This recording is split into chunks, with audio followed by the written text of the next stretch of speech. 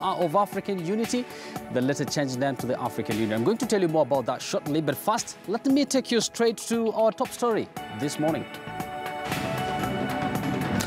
On our top story this morning, reports indicate that Kenya loses close to 600 billion shillings every year through corruption.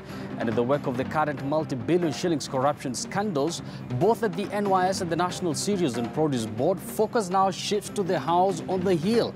To be specific, President Uhuru Kenyatta, experts warn that the scandals that have seen billions siphoned from the public coffers will undermine Jubilee's administration's four-pillar agenda. Is the country now a cartel country, even as Kenya grapples with corruption? I'd like to hear your view on this.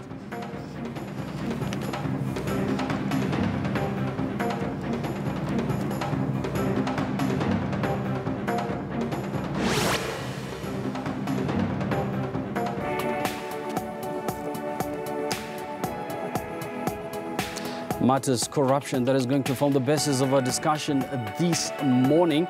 But first, let me take you through some of the top stories, other top stories that we are following for you at this hour.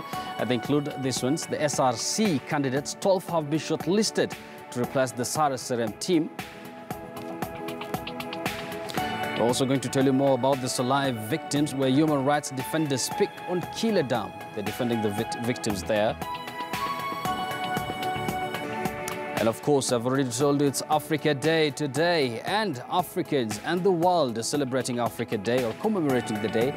That is today, the 25th day of May 2018. What are some of the gains that Africa has made? What are some of the things that are affecting development in this vast continent of about 1.2 billion people? We'll tell you more.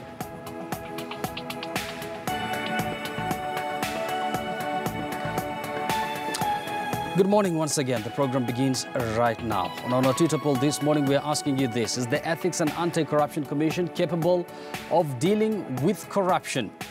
Is the graft body, the Ethics and Anti-Corruption Commission, capable of dealing with corruption? Of course, this question is informed by the fact that we've seen various scandals taking place in this country, namely the NYS scandal. About 9 billion shillings have been siphoned from the public office. At the same time, the National Cereals and Produce Board are also facing a different scandal. We'd like to hear your view. Our Twitter handle, as usual, is at KTN News. You can as well tweet me at Yusuf Ibra. The hashtag to use, as always, is News Center. I'm going to make sure I go through some of the feedback within the program. But for now, our top story, the Principal Secretary for Crops Development, Richard Lesiampe, has tabled before the National Assembly's Public Accounts Committee names of 21 traders who were paid 768.4 million Kenya shillings in a fresh maize scandal. The traders had posed as genuine farmers but were smoked out in an internal audit. The vetted farmers who supplied maize to the National Cereals and Produce Board depot in North and South Rift regions. Consequently, Nandi Hills Member of Parliament Alfred Keter and his Moiben counterpart Silas Tiren want the Agriculture Cabinet Secretary Mwangi Kiunjuri to resign over the multi-million shillings maize scandal. Our senior Parliament Affairs reporter Patrick Emimo opens up our coverage this morning with that report.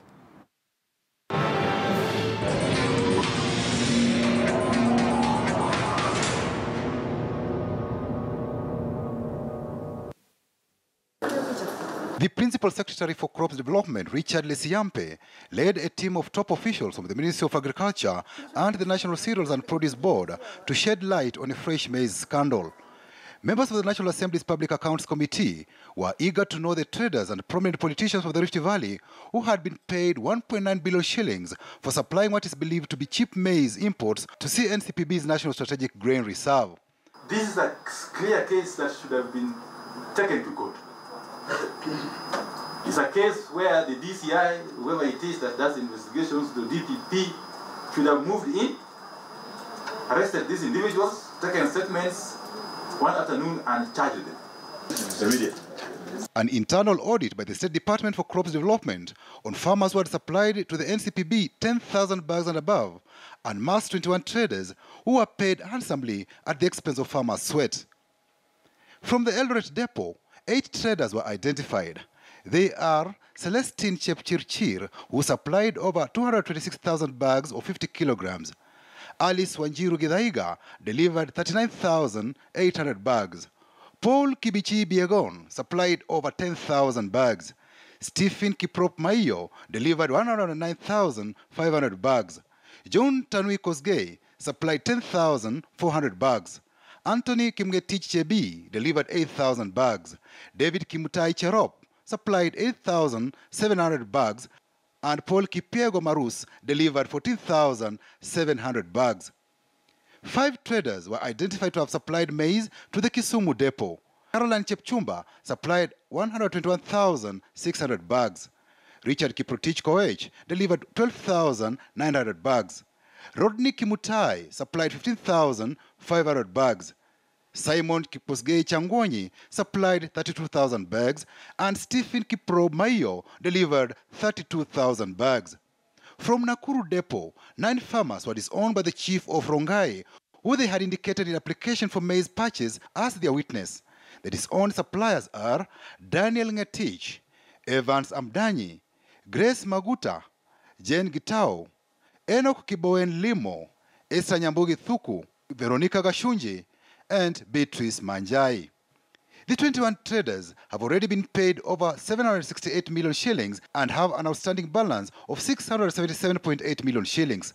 Should the outstanding balance be paid, the 21 traders will take home a total of 1.5 billion shillings in maize supply. I would want to know whether there is a farmer in Kenya of a magnitude of supplying 200,000 bags to NCPB. I cannot be convinced, even by the PS, that the only people who could be culpable for this kind of heinous theft are just the stock guys. Because we are talking about one person being paid 640 million. Did you also consider the possibility that actually these persons did not sell any maize for that matter, but were actually paid for selling air to NCPB? It's unacceptable, it's not tenable for any public officer to deny, particularly our farmers, the opportunity to benefit from a government grain price. And what we did immediately after that is that all the 5 managers in charge of those silos have all been suspended. Nandi Hills MP and Moiben MP want action taken over the maize scandal. Because as we speak now, we are losing. I talked about it in 2015, 2014. No one took me serious. They thought I was just opposing the Jubilee government because I was against it. They said I was being sponsored by dark forces. Now the dark forces are the ones who are running the show. The big fish have not been named.